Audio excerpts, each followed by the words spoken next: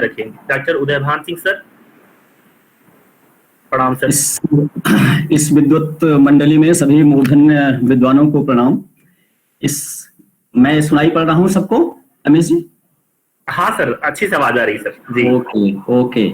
इस mega event में बहुत इंतजार करते करते, मैं इसे मेगा इवेंट इसलिए कह रहा हूं कि बहुत ही अनुशासन का पालन करते हुए समय से पहले शुरू हो गया था।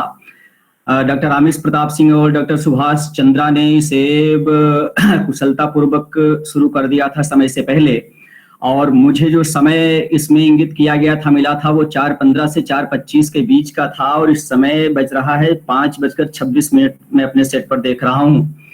तो 1 घंटे बाद लगातार चलते, और कहीं व्यवधान भी नहीं आया, तो लगातार चलते हुए इस कार्यक्रम में 1 घंटे बाद मुझे जो मौका मिल रहा है, और इसमें मुझे पता नहीं चला कि नहीं, मैं तो समझ रहा था कि मेरा अभी समय आने वाला है, क्योंकि इतने बड़े बड़े विद्वानों को सुनता रहा, इसके संरक्षक स्वामी त्रय को सुना, जिनका दर्शन मात्र पुण्य प्रदान करता है, तमाम और विद्वानों को सुना इससे पहले। इस मानव धर्म पुस्तिका के जितने अनुवादक हैं, सब हमारे कुछ वरिष्ठ सहयोगी, डॉक्टर रत्ना सरकार, डॉक्टर उमेश तिवारी, डॉक्टर बद्दुनिशा खान को नहीं सुन पाया, कुछ उनकी तकनीकी कमी रही होगी।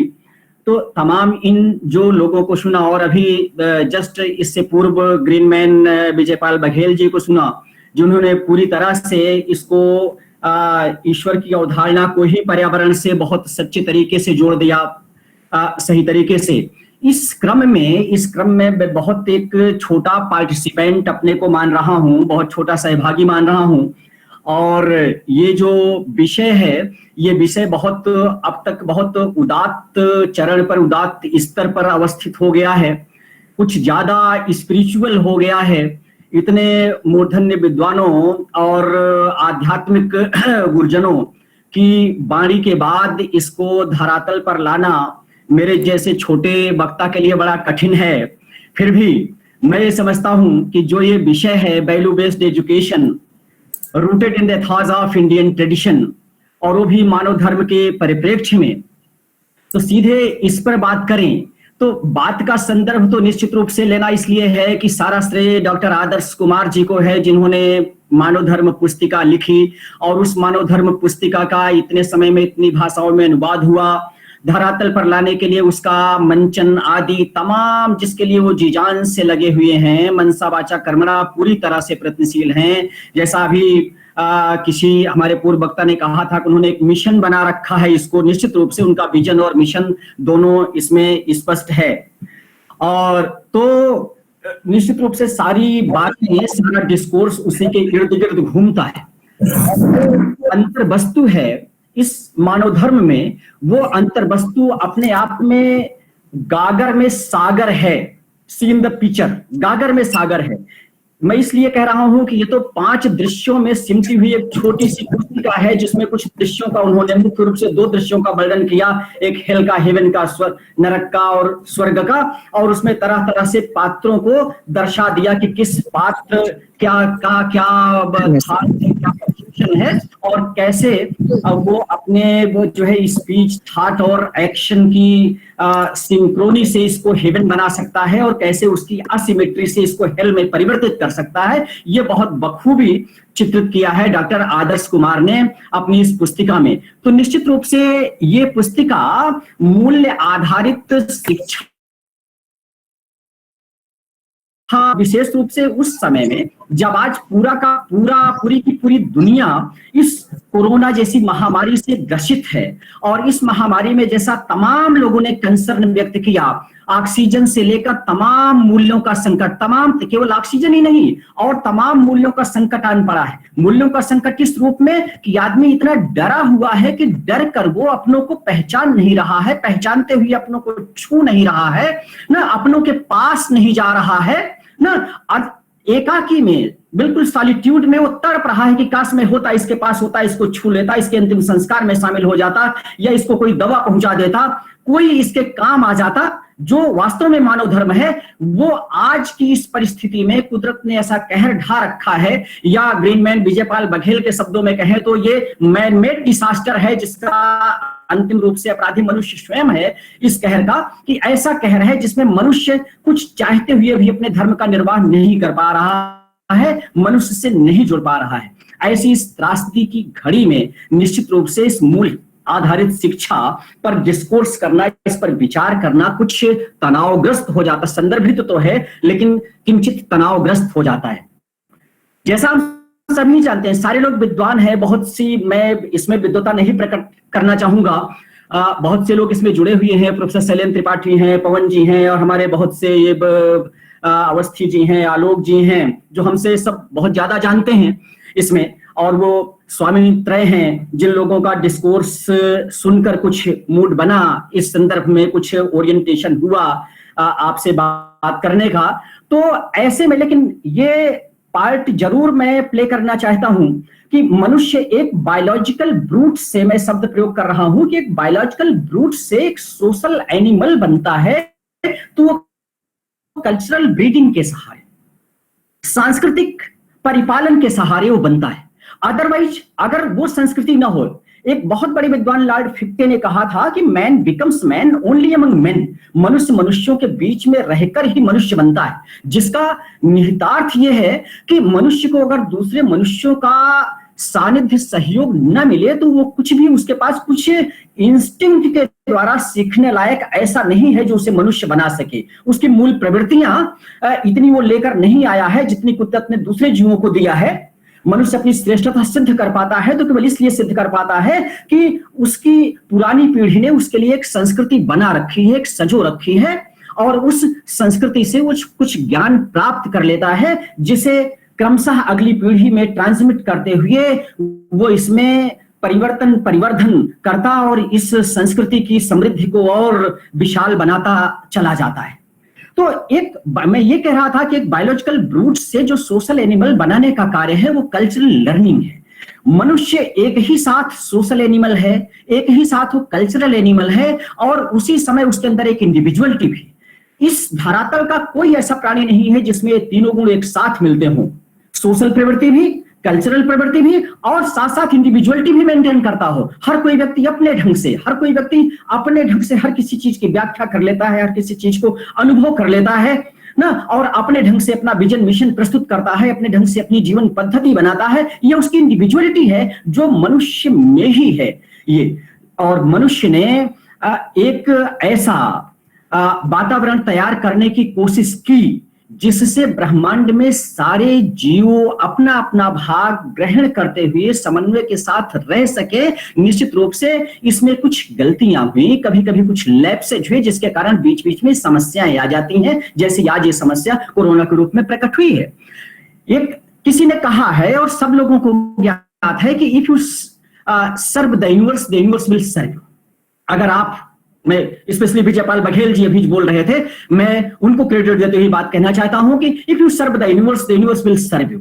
एक इस संदर्भ में एक बहुत ही रियलिस्टिक एक दृष्टांत है जिसे मैं रिलेट करना चाहता हूं कि एक पुअर स्कॉटिश फार्मर था जिसका नाम फ्लेमिंग था। फ्लेमिंग स्कॉटिश फार्मर, उसने एक मदद की आवाज सुनी, क्राई फॉर हेल्प। एक लड़का mild to the waist in the black muck, बिल्कुल कीचड़ में कमर तक सना हुआ, वो हेल्प के लिए पुकार रहा था कि मुझे बचाओ मुझे बचाओ।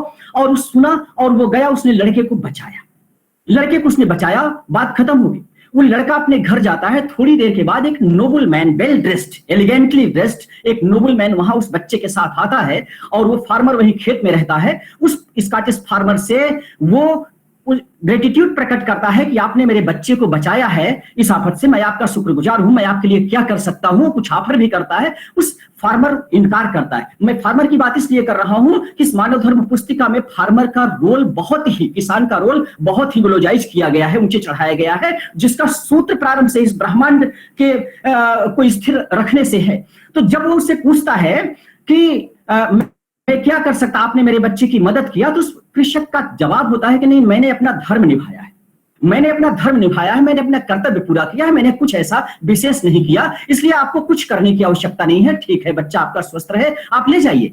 तो इस फार्मर का बच्चा उसके पास खड़ा हुआ होता है, वो उसको देखता है, उसके मन में रह जाता है कि नहीं, कुछ ना कुछ तो करना चाहिए इसके लिए ना, और भी प्रभावित होता है जब वो उसके बदले में कुछ नहीं मांगता था तो वो उससे पूछता है कि इज दिस योर सन, क्या ये तुम्हारा ही पुत्र है? और वो अफर्मेटिवली जब नॉट करता है कि हाँ मेरा ही लड़का है, तो उससे वो अनुमति मांगता है कि कैन आई एजुकेट हिम, मैं चाहता हूं, I want to educate your son, और I promise that you will be proud of your son, ये तुमको गर्वित करेगा, आप इस पर घमंड कर सकोगे जब मैं इसको एजुकेट करूंगा, और मेरी विनती है कि मुझे दे दो, मैं इसको एजुकेट करना चाहता हूं। और नोबल मैन उसको मांगकर उससे ले जाता है, और उसको ले जाता है नोबल मैन। आप समझते हैं कि वो उसके बाद एजुकेशन के बाद वो लड़का कौन था, क्या बना? वो सर अलेक्जेंडर फ्लेमिंग था, जिसने पेंसिलिन का आविष्कार किया। वो वही किसान का लड़का था, सर अलेक्जेंडर फ्लेमिंग। आप सबको मालूम है उसने पेंसिलिन का आविष्कार किया। और देखिए कैसे कोर्स बदलता है प्रकृति का। समय ऐसा आता है कि उस नोबल मैन का लड़का, जो नोबल मैन था, उस नोबल मैन का लड़का बीमार पड़ता है, न्यूमोनिया से स्ट्रिकन होता है, और उसको किसने बचाया? उसी पेंसिलिन ने, जिसका आविष्कार उस किसान के लड़के सर अलेक्जेंडर फ्लेमिंग ने किया था, उसी पेंसिलिन के इंजेक्शन से वो बचता है। और वो नोबल मैन थे सर रुडोल्फ चर्चिल, और उनके लड़के का नाम था सर विंस्टन चर्चिल। मैं पहले नाम इसलिए नहीं बता रहा था कि आपका इस कहानी में इंटरेस्ट हो, और ये कोई हाइपोथेटिकल स्टोरी नहीं है, ये अलेक्जेंडर फ्लेमिंग और विंस्टन चर्चिल के बीच की एक समय के साथ जुड़ा हुआ एक प्रसंग है, जिसको मैंने इसलिए रिलेट किया कि किसी ने कहा है कि what goes around comes around, कि जो जैसा आप सोचते हैं, जैसा करते हैं, किसी न किसी रूप में वैसा मिलता है। तो ये यूनिवर्स आपकी सेवा करती है, बशर्ते आप तैयार हो यूनिवर्स की सेवा करने के लिए, आप अपना धर्म पहचाने। इस मानव धर्म पुस्तिका में ये बातें बखूबी गागर में सागर के रूप में बिल्कुल इसमें गढ़ी हुई हैं, भरी हुई हैं, छोटे से छोटे पात्रों के डिस्कोर्स में, उनके वक्तव्य में, संवाद में, नारद जी और विष्णु के संवाद में, सब में भरी हुई है कि कैसे मानव धर्म की पहचान कैसे की जाए, और वास्तव में मानव धर्म क्या है, कैसे मनुष्य का एक्शन, स्पीच और थॉट उसमें सिंक्रोनी कैसे किसी प्लेस को हेवन बनाती है, और उसमें एसिमेट्री कैसे किसी प्लेस को हेल बना देती है। ये बाकायदे उसमें विष्णु भगवान के वक्तव्य से कहा गया है, जैसा कि अभी ये किसी अनुवादक ने, शायद वाजपेयी जी ने या किसी ने जो है इस पर एम्फेसिस दिया था। तो ये पूरा का पूरा जो डिस्कोर्स है वैल्यू बेस्ड एजुकेशन पर, ये मनुष्य को जैविक प्राणी से सामाजिक और सांस्कृतिक प्राणी बनाने तक का है। अब ये डिग्री का अंतर है कि कौन सा व्यक्ति उस जैविक प्राणी से सामाजिक और सांस्कृतिक प्राणी बनने तक किस डिग्री में कितने गुण ग्रहण कर पाता है, वही वो प्रकट करता है इस धरातल पर। उसी में आप देवता और दानव का अंतर कर लेते हैं, उसी में आप नैतिक और अनैतिक का अंतर कर लेते हैं, उसी में अच्छे और बुरे का अंतर कर लेते हैं कि किसने कितना सीखा है, किसने किसकी कितनी ब्रीडिंग हुई, कैसा समाजीकरण हुआ, क्या छूट गया, क्या लैप्स कर गया, क्या लैकिंग है ना, उसी में ये सारा अंतर हो जाता है। तो ये कहने का मेरा आशय यह है कि हर किसी समय में, हर किसी पॉइंट ऑफ टाइम में हेल में हेवन बनने की क्षमता भी विद्यमान रहती है। जैसे मनुष्य के अंदर सारी पोटेंशियलिटी विद्यमान है, सारी शक्यता उसके अंदर विद्यमान है अपने को अच्छा बनाने की, अपने को साधु बनाने की, अपनी खल प्रवृत्ति बदलने की, उसी तरीके से हमेशा उसी के क्रिया द्वारा, उसी के कर्मों द्वारा किसी भी स्थान, किसी भी समय में नरक को स्वर्ग में बदलने की शक्यता पूरी तरह से विद्यमान रहती है। इसलिए बहुत निराशावादी होने की आवश्यकता नहीं। मैं तो बहुत आशावादी हूं कि निश्चित रूप से मनुष्य अपनी गलतियों से, अपनी भूलों से सीखता हुआ, निश्चित आज नहीं तो कल बहुत कुछ सीख रहा है। वो तमाम उसे गलतियां सिखाती हैं, तमाम तरीके से मनुष्य का समाजीकरण होते हुए अलग अलग समय में अलग अलग एजेंसीज काम करती हैं। आज सबसे ज्यादा सीख उसको अपनी गलती दे रही है कि कैसे कोरोना की आफत उसके ऊपर आ पड़ी, उसे क्या नहीं करना चाहिए था, या अब आगे अगर समय मौका मिले तो क्या करना चाहिए। ये सारी सीख उसको आज की परिस्थिति दे रही है। तो सब कुछ सिखा तो रहा है, मनुष्य सीख तो रहा है। ये पूरा लाइफ, पूरा जीवन ही ये लर्निंग, अनलर्निंग, रीलर्निंग का प्रोसेस है। इवन फॉरगेटफुलनेस का भी प्रोसेस है ये। भूल जाने की भी प्रक्रिया है। मनुष्य सीखता भी है और भूलता भी है इसी जीवन में, और अगर सब कुछ भूले ना मनुष्य, तो मनुष्य के लिए बहुत बोझ बन जाए जिंदगी। इसलिए भूलना भी बहुत जरूरी होता है। तमाम कड़वी अनुभवों को, तमाम विचित्र अनुभवों को भूलना भी बहुत जरूरी है। मैं थोड़ा सा शिफ्ट करना चाहूंगा इस डिस्कोर्स से समय लेते। मैंने पहले ही बता दिया था कि मैं पूरी तरह से अनुशासन में रहना चाहता हूं। मुझे जब से समय मिला था मैंने समय का जिक्र कर दिया था। मैं बहुत ज्यादा डेविएट नहीं करूंगा। थोड़ा सा अब समय, थोड़ा अन्य विवेचकों और अन्य वक्ताओं की अपेक्षा में थोड़ा सा समय ज्यादा ले रहा हूं। जल्दी ही अपनी बात समाप्त करूंगा। तो ये डिस्कोर्स में टिल्ट इस तरफ करना चाहता था कि ये कहा जाता है कि the ultimate knowledge is the knowledge of happiness. स्वर्ग क्या है अल्टीमेटली? जहां सुख हो, जहां हैप्पीनेस हो। और ज्ञान भी अल्टीमेट ज्ञान क्या है? वही सुख का ज्ञान, हैप्पीनेस का नॉलेज, जिससे हमें हैप्पीनेस मिल सके। और हैप्पीनेस कहां है? हैप्पीनेस पीस में, शांति में। तो इस पीस और हैप्पीनेस की एंटीथेसिस क्या है? एक्चुअली इसकी एंटीथेसिस ग्रीड है, लालच है। मनुष्य जब अपने संचय पर, अपने पजेशन पर लगाम नहीं लगाता, रिस्ट्रेंट नहीं लगाता जब उस पर, तब कहीं ना कहीं से प्रकृति को विवश होना पड़ता है उस पर लगाम लगाने के लिए, जिसका उदाहरण वर्तमान परिस्थिति। तो ये अपनी ग्रीड पर लगाम लगाना, ग्रीड का कोई अंत नहीं है, लालच का कोई अंत नहीं है। एक मुल्ला की कहानी कहीं हमने पढ़ी थी कि वो बहुत दुखी था, एक दिन बहुत रो रहा था। किसी ने उससे पूछा, उसके मित्र ने, क्यों रो रहे हैं? उसने कहा कि मेरे एक मैटरनल अंकल थे, वो अभी 1 महीने पहले वो मर गए और उन्होंने अपनी सारी प्रॉपर्टी मुझे छोड़ रखी है, बहुत ज्यादा प्रॉपर्टी। तो उसने कहा कि भाई वो उम्रदराज थे, 80 से ऊपर थे और वो मर गए। चलिए सबको एक दिन जाना है, इतनी प्रॉपर्टी छोड़ रखी है, आप संभालो, उनके दर्शन कर पालन करो, क्यों रो रहे हो? वो और जोर से रोने लगा। फिर उसने कहा कि भाई क्यों तुम अब फिर रोने लगे? उसने कहा मेरे एक पैटर्नल अंकल थे जो भी कल मर गए, उसमें, या नहीं थोड़े दिन पहले मर गए पैटर्नल अंकल उसमें। तो और वो जो थे वो भी 85 थे और उसने भी अपनी काफी प्रॉपर्टी हमारे नाम छोड़ रखी, उनके भी कोई नहीं। तो उसने कहा ये तो चलो और अच्छी बात है, 85 साल के थे, मर गए, आपने उनकी सेवा किया और वो सब है आपके पास, फिर क्यों बिल्कुल आप जो है इडियट की तरह क्यों रो रहे हो? इसमें रोने की क्या बात है? उसने कहा नहीं ऐसा नहीं। उसने फिर और वो जोर से रोने लगा। फिर उसने कहा कि भाई क्या समझ में बात नहीं आ रही, क्यों है? उसने कहा मेरे ग्रैंडफादर जो है, मेरे ग्रैंडफादर अभी कल ही एक्सपायर किए हैं और उन्होंने सारी प्रॉपर्टी, $50 मिलियन की प्रॉपर्टी मेरे नाम छोड़ रखी है ना, इतना, और वो जो है और सब मेरे पास है। तो उसने कहा आप तो मेरी समझ में नहीं आ रहा है, तुम पागल हो कि आदमी हो, रो क्यों रहे हो? और वो 100 से ऊपर थे, 100+ थे और वो एक्सपायर कर गए, उन्होंने इतनी प्रॉपर्टी छोड़ रखी, 3 लोगों की प्रॉपर्टी तुम बता फिर भी रो रहे हो। तो उसने कहा दरअसल मेरा सारो आप समझ नहीं रहे हो, मेरा दुख क्या है। उसने कहा क्या दुख है जरा बताओ।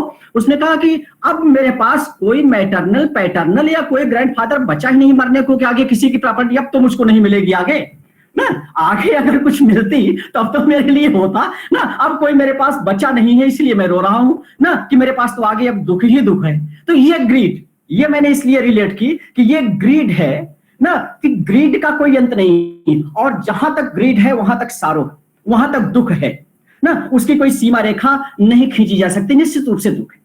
तमाम लोग देखिए, सबका सुख का, हैप्पीनेस सीख करने का आधार और तरीके अलग अलग है। तमाम लोग हैप्पीनेस इस संचय में सीखते हैं। हमारे कई मित्र इसमें ज्वाइन नहीं किए हैं कि हाँ शेयर मार्केट में इतना पैसा लगा दें, इतना बढ़ जाए और ये हो जाए वो हो जाए, इतने घर बन जाए, इतने प्लाट मिल जाए ना, तब सुखी हो जाएंगे।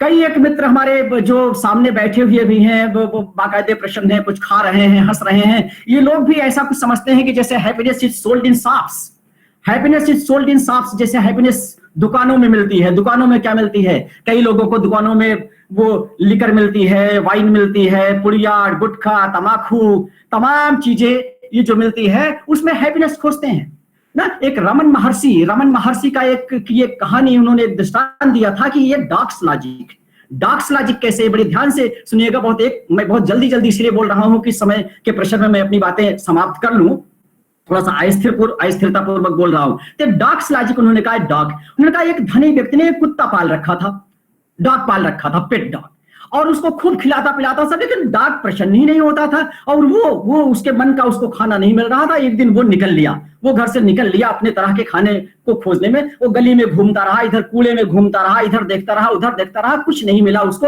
अल्टीमेटली वो स्ट्रीट डॉग से फाइट भी नहीं कर सकता था, क्योंकि उसके पास ये अनुभव भी नहीं रहा बीच में, वो पेट डॉग था।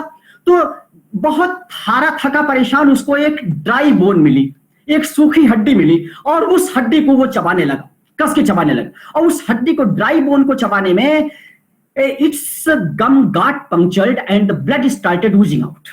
उसका गम पंक्चर हो गया और ब्लड निकलने लगा उसको, उस हड्डी को चबाने में। और ब्लड जब निकलने लगा तो उसको ब्लड का टेस्ट आने लगा, खून का टेस्ट आने लगा, वो और टेस्ट लेने लगा खूब और अच्छी तरह से आने लगा। उसी में एक वाइस डॉग गुजरा बगल से, उसने कहा कि भाई ये क्या कर रहे हो? उसने कहा देख नहीं रहे हो कितना अच्छा इससे ब्लड मिल रहा है और टेस्ट आ रहा है। उसने कहा ब्लड उससे नहीं निकल रहा है हड्डी से, ये तुम्हारे गम से निकल रहा है, तुम्हारे शरीर से निकल रहा है जिसको।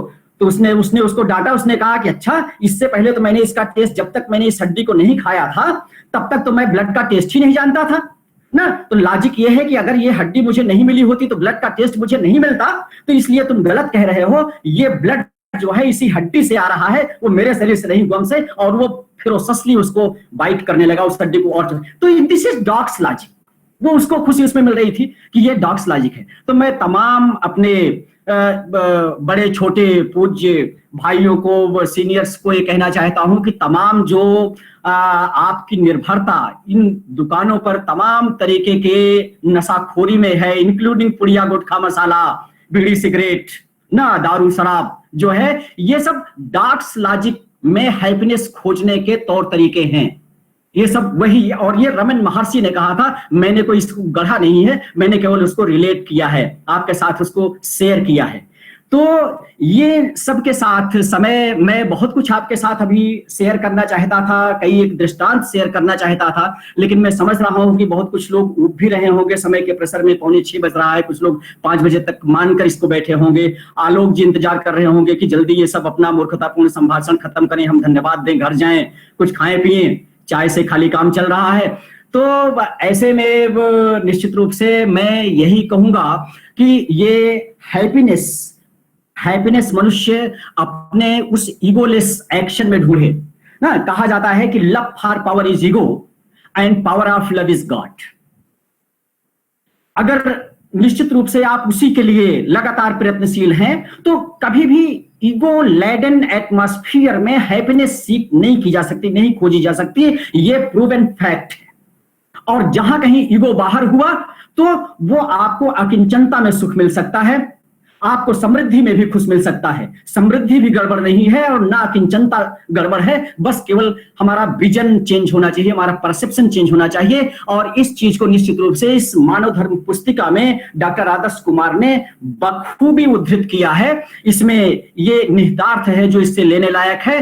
कभी इस पर ऐसा वेबिनार हुआ, कभी इस पर ऐसा डिस्कोर्स हुआ जिसमें कंसंट्रेशन हमारे जैसे वक्ताओं पर ही हुआ कि जिनको मुख्य समय मिले तो इस पर कुछ ज्यादा बात करने की कोशिश हम करेंगे ना। अभी तो पूज्य स्वामी जी और तमाम विद्वान अनुवादकों की इस वक्तृता की प्रक्रिया में ये बहुत कॉन्स्ट्रिक्टेड टाइम मिला हमको, और स्वयं ही हम समय का प्रेशर महसूस कर रहे हैं कि कब आमिष जी कहें कि आप संक्षेप में सर कीजिए। आगे मुख्य वक्ता अरविंद नारायण मिश्रा जी को भी सुनना है, वो प्रतिष्ठित एस्टेब्लिश्ड विद्वान हैं, इस फील्ड के मित्र हैं हमारे। तो मैं इन्हीं सबके साथ, अपने इसी संक्षिप्त अनुभव के साथ मैं अपनी वाणी को विराम देता हूं। धन्यवाद। बहुत बहुत धन्यवाद सर, बहुत बहुत धन्यवाद। और इसी क्रम में मैं प्रोफेसर DM कुमावत सर, विभागाध्यक्ष हैं डिपार्टमेंट ऑफ एनवायरमेंटल, विक्रम विश्वविद्यालय उज्जैन, सर आपको आमंत्रित करता हूं